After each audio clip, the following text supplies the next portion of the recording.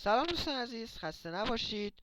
خوش اومدیم به دوره آموزش PHP. امیدوارم که حال همتون خیلی خیلی خوب باشه. خب بریم و شروع کنیم. ببینیم امروز قراره که چی یاد بگیریم. شما یه لحظه اجازه بدید من فایل پاورپوینت رو باز کنم ببینیم که قراره که امروز در مورد چی حرف بزنیم. خب لینک های ما برای ارتباط با ما در اول ویدیو قرار داره و اینکه شما میتونید با استفاده از اونها به محتوای آفلاین دسترسی داشته باشید، مثل فایل ها و این سری از موارد. خب مبحثی که ما باید باش کار کنیم مبحث مهم دوستان، بله، مبحث مهم توابع هستش. خب ببینید، توزیع توابع به این صورت.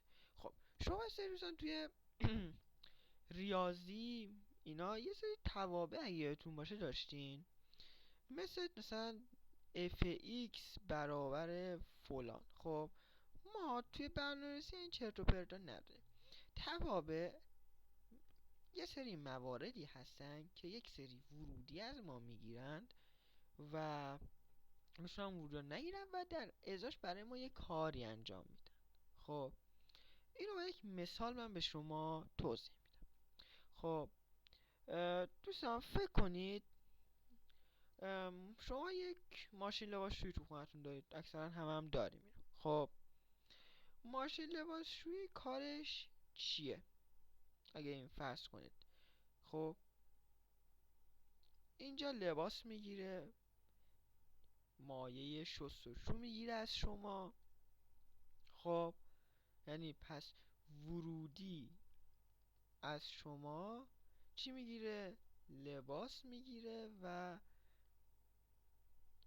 حالا یه مایه شستشو ممکنه حالا تایت بریزن خیلی ها، کاری نداره. خب شستشو.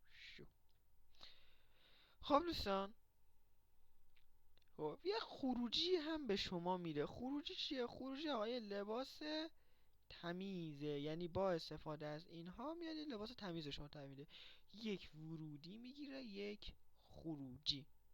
خب کی کار میکنه؟ وقتی که شما یه دکمه ای داره اون دکمه رو بزن، یعنی تایم، یعنی صدا زدنش به این صورته که شما دکمهش رو میزنید و این به کار میفته. خب میتونیم بگیم استفاده. خب این یک مثالی بود که شما عزیزان اونو توی خونتون خیلی میبینید. خب تمام برنامه نویسی یه همچین کاری انجام میدن ولی با یه در تفاوت. خب توابعی که ما تو برنامه نویسی از اون استفاده میکنیم، خب یه سری ها توابع داخلی هن. خب توابع داخلی چیا میشن؟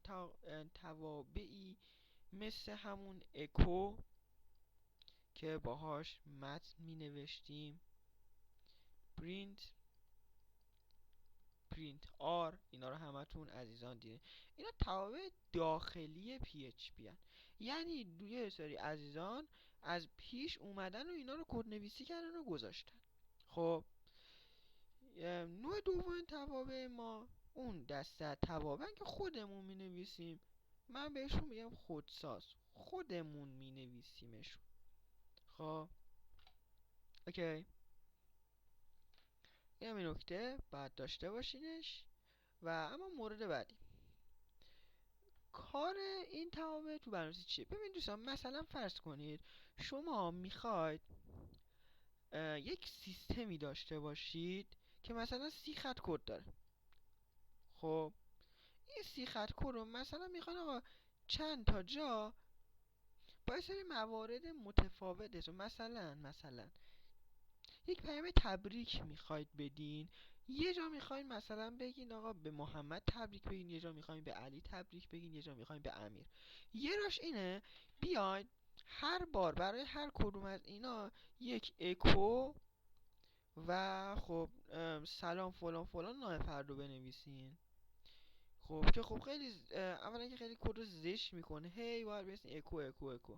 خب یه راه دیگه از استفاده از تابع، یعنی تابعی بنویسین برای این کار. خب حالا بریم توی ساختار یک تابع توی PHP. ما تو PHP از کلمه فانکشن برای نوشتن تابعمون استفاده میکنیم. میگیم فانکشن، خب یک پرانتز، توی این پرانتز ما یک سری متغیر میذاریم. خب تعدادش هم اصلا مهم نیست، به تعداد نیازتون. خب متغیر پیش هم که میدونی چجوری تعریف میشه دیگه، به این حالت و حالا جلوش هرچی میخوایم بنویسید. این اساس کار بود دیگه برای متغیر. خب ما به اینها میگیم دوستان ورودی، مثل همون تایدیه، بچه همون جا تایدی لباسشویه. خب یعنی لباسشویی از شما لباس میخواد و مثلا مایع ظرفشویی اینم از شما فلان میخواد و فلان، که اینا رو ما تعیین میکنیم چی و چی. خب تو این مثالی که مثلا به شما گفتم ما میایم نیم میگیریم، یعنی ورودیمون نیمه، اسمه. اوکی، بعد یک اینا واز میکنیم و تو شروع میکنیم به نوشتن کد هامون. خب بذارین هم بریم بالاتر چون کار دارم با این تیکه. مثلا اکو کن مثلا آقا جان فلان. اوکی کلا اینجا آقا جان کد قرار میگیره این پایین. اوکی خب اینجوری ما یه تابع رو تعریف کنیم، فقط میسا انگار مثلا الان ما یه ماشین لباسشویی ساختیم با این کارمون. خب چجوری این استفاده میکنیم؟ اینجا گفتیم آقا جان ما تو لباسشویی واقعی مثلا دکمه‌ش رو میزنیم. اینجا ما یه اصطلاحی داریم به نام فراخوانی، ما توابع را فراخوانی میکنیم. یعنی چی؟ ببینید من اینجا سیارم فکرتون بگم، اینجا برای کلمه فانکشن ما یک نامی هم باید بذاریم. من اینو فراموش کردم به شما بگم. یعنی چی؟ خب الان لباسشویی نام داره دیگه، تابع ما هم یک نام داره. خب برای فراخوانیش ما میایم و نام تابع رو مینویسیم، در جلوش پرانتز و مقادیر میدیم، یعنی بهش دیگه عبارت میدیم. خب یه نکته هم میگم میریم سراغ کد. من دوستان تا اینجا که فهمیدین زیاد رو تئوری کار نمیکنم. خب تئوری رو به شما در حدی میگم که آقا مفهوم کار رو بریم، چون میگم هنوز هم داریم با هم ابزار معرفی. من از یک جلسه ای به بعد تقریبا قلم نوری رو پرت میکنم کنار، فقط دست به کد میشیم. خب ولی الان شما ابزارهای لازم رو باید بدونید که توابع خیلی روشون مهمه، چون ما اصلا یک نوع برنامه نویسی به نام فانکشنال یا مثل توابع داریم که میبینیمش، در درشون توضیح میدم. خب اوکی اینم تا اینجا بکشیم. میخوایم یک نکته بنویسیم. نکتهمون چیه؟ اینه که آقا جان توابعی که ما یه توابع رو الان گفتیم، خب ورودی داریم براشون، یه مقداری تعریف میکنیم از کاربر، یه ورودی میگیریم، ولی یه سری از توابع میتونیم اصلا ورودی ندیم. خب یعنی هیچی بهشون ندیم، هیچ. خب یعنی این بالا هیچی، این پرانتزا رو خالی بذاریم ولش کنیم بره. خب ما این دو تابع ها رو هم دوستان زیاد استفاده میکنیمشون. اوکی این تا اینجا این نکته بود، ولی نکته ما این نیست. نکته ما اینه دوستان، ما تو تابع یک عبارتی استفاده میکنیم یه سری جا به نام عبارت ریترن. خب کار این ریترن اینه که به ما خروجی تابع رو میتونه بده یا میتونه تابع رو تموم کنه، آقا تابع رو پایان بده بهش. خب مثل دوباره همون زدن دکمه ماشین که خاموش میشه. خب بعد یه مدت، مثلا بعد یه زمانی که لباس رو میشه خاموش میشه، تابع ما هم بعد یه زمانی خاموش میشه. خب یعنی فراخوانی میشه، یه سری عمل انجام میده، بعد میرسه به خط ریترن تمام میشه. پس ریترن ما بهش میگیم آقا خط پایان تابه. خب کد پایانمونه، خط پایانمونه دیگه، به بعد تابه ما پیش نمیره. خب که ما از شرط ها خیلی وقتا برای اینکه این ریترنر رو درست جایگذاری کنیم استفاده میکنیم ازش. اوکی، یه توضیح بود اجمالی کامل خوشگل، زاد تمیز نبود ولی کامل از توابع. خب میخوایم بریم حالا یک چیزی با هم بسازیم با همین تابع. خب چون شما اصل کارتون کد نویسیه، تئوری کار منه که باید آموزش بدم. اوکی، میم اینجا جلسه ششم هستیم. ما یه فایل میسازیم به نام طبق معمول index.php ببخشید php و اینجا شروع میکنیم به کد نویسی. خب یه نکته مازاد اضافه بر سازمان میخوام بهتون یاد بدم قبل اینکه شروع کنم الان به کد نویسیم. اینه تگو میذاریم. خب ببین دوستان، ما توی محیط ها میتونیم آقا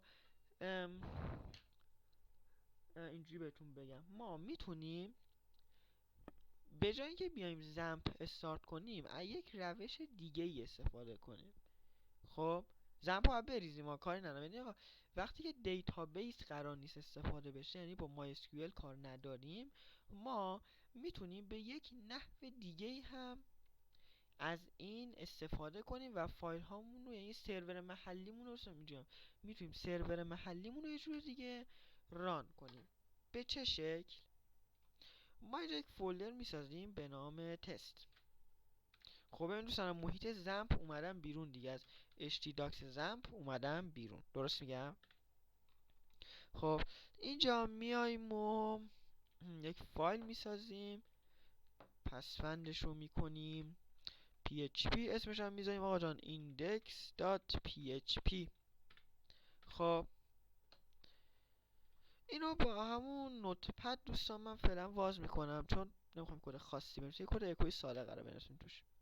خب یه php میذاریم، میایم پایین تر یه اکو میدیم بهش، مثلا اکو میدیم همون hello world نه اصلا یه سه دیگه بدیم، مثلا یه هلو خالی میدیم اصلا بهش، تگم میبندیم و کنترل اس. اوکی. خب میدونین که این الان تو زم ما میریم آقا توی سی زم htdocs و اینجا میذاشتیم هاستمون بود. خب ما یه روش دیگه هم برای این هاست سازیه داریم، برای لوکال هاست. چیکار میکنیم؟ میایم تو این محیطی که میخوایم، یعنی تو پوشه‌ای که میخوایم سرور رو اونجا ران کنیم، میایم میگیم cmd یا حالا ترمینال هر چیزی، توی لینوکس هم این جواب. دوستان من وارد میکنیم php داش اس بزرگ و 127 نقطه 0 نقطه 0 نقطه 1 تموم نمیشه 2 نقطه 1 پورت باید بریم، یه پورت از واز سیستم رو بهش میگیم که معمولا میتونید از پورت 8000 استفاده کنید، پورتی که حالا لارابل هم ازش استفاده میکنه. خب این کد رو میزنیم و اینتر میکنیم. خب ببینید بعد میاد به ما یه تاریخ میده، ورژن PHP میگه آقا جان PHP فلان سرور استارت شد. خب حالا تو چه آدرسی؟ تو این آدرس، یعنی ما اینو ورش میداریم اینجا، میایم اینجا و پیست میکنیم. الان میبینید که سرور PHP ران شد با اینکه ما تو محیط زمپ هم نیستیم و تو محیط دسکتاپ رفتیم، درسته؟ یعنی اینجا. خب ببینید دیگه باگ چیزها هم به ما میده، حتی یعنی آقا لاک هم به ما میده. خب یه کار بالتر هم میخوام بهتون، اگه دوستان تو خونه مودم دارین و میخواین مثلا یه سایتی رو مثلا میخواین آقا ریسپانسیوش کنید، خب این مال دوستان فرانت کارمه، میخواین ریسپانسیو کنید. خب مثلا آقا به جایی که بیاین تو سیستم تو مرورگر اینسپکت بگیرین از ریسپانسیو استفاده کنید، میتونید یه کار کنید. اولا که IP config رو بزنید، IP config اینتر. حالا شاید این بالا برای شما بره، دوستان اینجا میایین میگردین دنبال عبارت IP for address، این خط این خط رو میبینید، اینو بردارید کپی کنید حفظش کنید و دوباره از تو همون فولدری که حالا دوباره پروژه‌تون هست php فاز s و ببینید دوستان میگین 4 تا 0 1 2 3 و 4 یعنی 0.0.0.0 و دوباره همون پورت که میخواین مثلا 8000. خب اینو اینتر میکنید. خب دوستان این چیکار میکنه وقتی از این استفاده میکنید؟ این میاد روی این خط برای شما، یعنی پورتتون میشه این خط. اوکی؟ ولی این یه نکته داره، همه دیوایس های خونتون باید به یک مودم وصل بشن تا بتونید این طرفه استفاده کنید، تو مثلا دیوایس های مختلف ببینید ریسپانسیو کنید و استفاده کنید. الان اگه من همون 192.168.1.106 رو بزنم و پورت 8000 رو بهش پاس بدم، باید مجددا به من اکو رو یعنی اکویی که خواستم بهم بره، چون پورت رانه و آی پی ما هم 192.168.1.106 هستش. خب ممکنه طول بکشه، بار اول ارور بگیرید، ولی نترسین دوستان، این یه روش کاملا تست شده است، یعنی جواب بده است. خب الان سیستم من شاید الان به شما نشون نده، منم گوشیمو نمیتونم برای شما شیر کنم ببینید، ولی این راه شدنیه. خب حالا شاید آخرش بهتون نشون دادم، زمانم داره همینجوری الکی میره.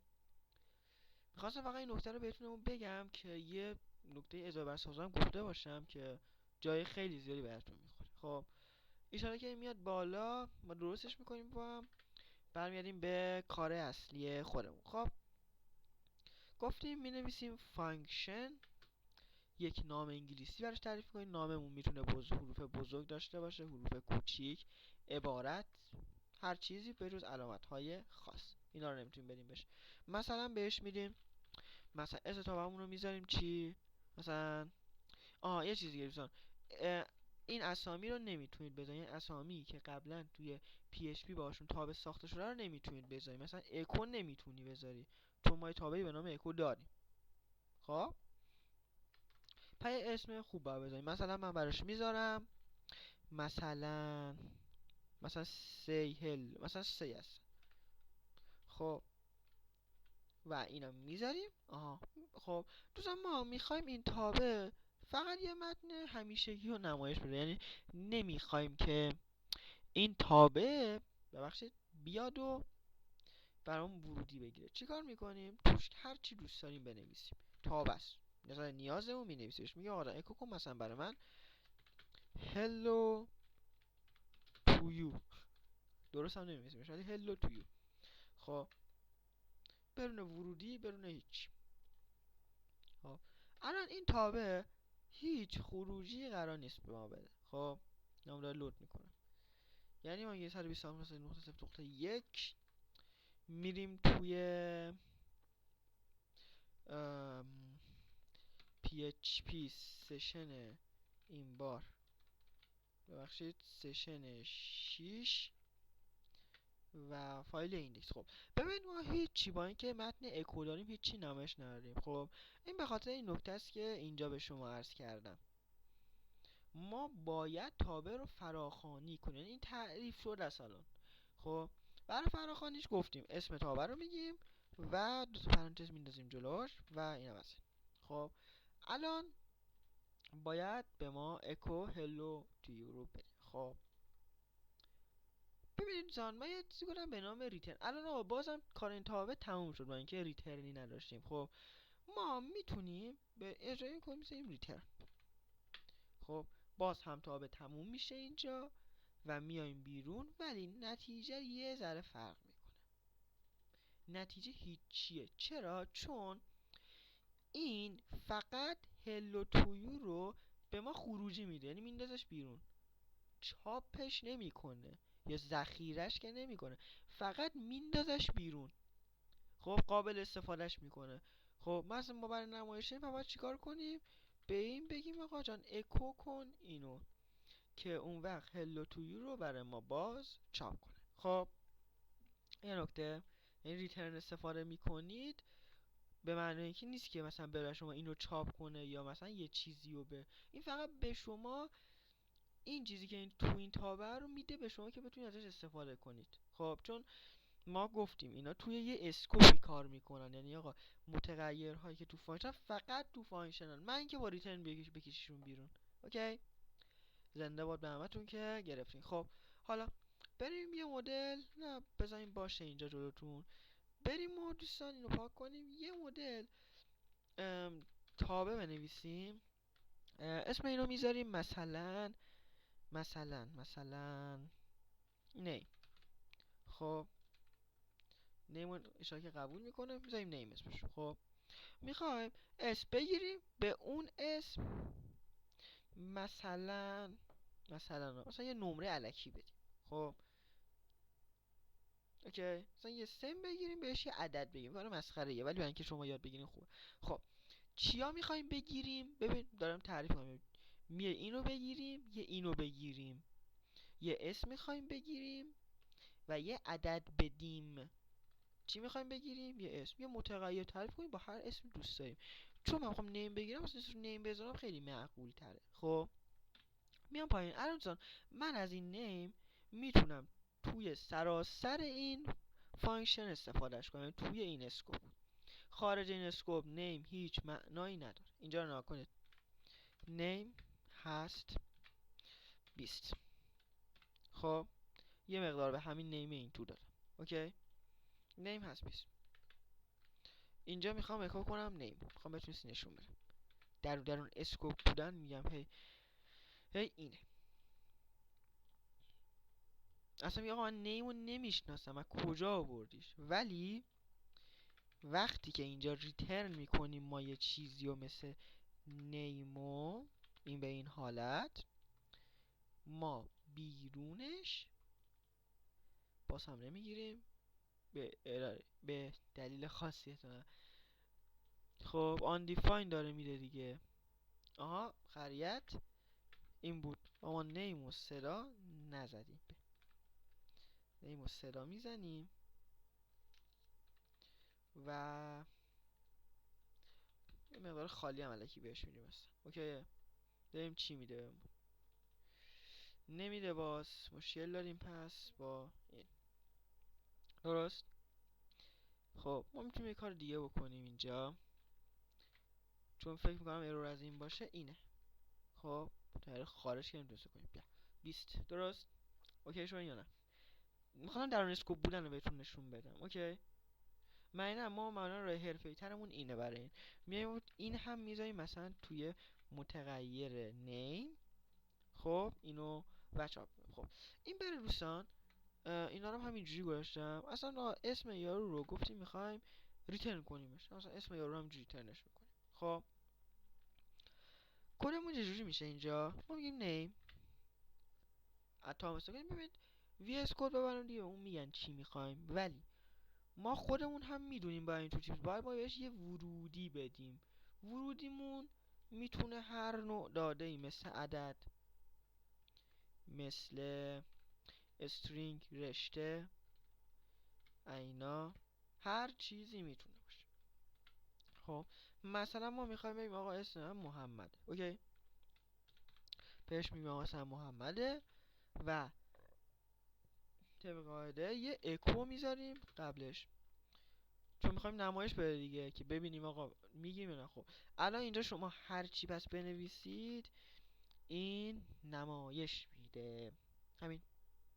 این درس تابع بود که من شما رو مفهوم تابع تو این جلسه آشنا کردم.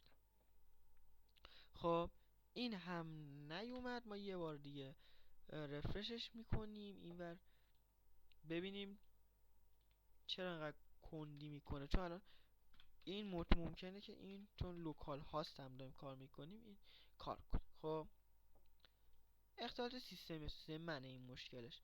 منه پورت رانه و این هم کار میکنه، یعنی این پورت الان کار میکنه، ولی خب سیستم من الان به چه دلیلی نمیدونم بازیش گرفته و نمایش به من نمیده. ولی با این روش شما میتونید این کار رو انجام. خب دوستان وقتتون رو نمیگیرم، به اندازه کافیه که خب مبحث رو جمع کردم، چون توابع و توضیح دادم و اینکه توابعشان چیز دیگه ای نداره بخوام به شما بگم. خب کد نویسی توش چرا مثلا چه جوری حالا، ولی اینا رو دوستان پروژه‌ای تو پروژه به شما میگم. اوکی، من برخلاف خیلی از دوستانم که خیلی هم براشون احترام قائلن و میام ما پروژه محور کار میکنیم، من اگه بخوام پروژه محور کار کنم الکی جلسات رو زیاد دارم میکنم و اون وقت شما مثلا هر جلسه مثلا یه پروژه هم بخوام فکر کنم بزنم با فانکشن با فلان، ببین من برای ایف و شرط این کار رو کردم، یه پروژه عملی براشون تقریبا زدم که کارم کرد، کارم باید میکرد ولی کلا خب برای این نمیتونم همچین ریسکی بکنم. اوکی، چون اون وقت برم توش مجبورم یه سری مباحثی استفاده کنم تو پی اچ پی که به شما اون نگفتم. خب من به شما الان نشون میدم اینو، این چارت ماه که من طبق این میگم مثلا جسدی اینکلودی کد ما تو این تازه میخوایم وارد کد نویسی HTML مون بشیم، یعنی آقا بریم تو HTML embedded کار کنیم، اونی که اولین جلسه به شما گفتم. خب ببین ما یه پروژه نهایی داریم که به شما میگم چیه. خب توی چند قسمت قرار تعریفش کنیم. یه پروژه کارنامه داریم که ببین دوستان دقیقاً قبل پروژه نهایی میخوام به شما یادش بدم، یعنی اینقدر برام دو تا پروژه پرسنم میخوام اتون یه دونه کوچولو در حد کارنامه دانشجویی برای بچه‌ها درست کنیم، یه دونه هم پروژه نهاییمون خواهد بود. خیلی این خفن میشه، یه چیز قول میخوایم با هم بزنیم که اصلا رزومه‌تون هم میشه، برین رزومه نشون بدین و هر کی دوست داشتین حالش رو ببرین. اوکی. خب این چیزی کاری که ما داشتیم مثلا این 37 تا رو نگاه نکنید، من ممکنه رو 6 جلسه بیشتر ببینم نیازم بشه و اینو زیادترش کنم. اوکی، اینا رو هم گفتیم و تمام، ما سیو میکنیمش اینو. گلوم مثلا خوش شده، چای میریزم، بیایم به ادامه ضبط. خب شما بریم به سلامت، خدا نگهدارتون باشه. ببخشید باز همه جلسات من انقدر طولانی میشه چون من مجبورم قسمت به قسمت مبحث جمع کنم که بتونم به برنامه‌ام برسم. باشه.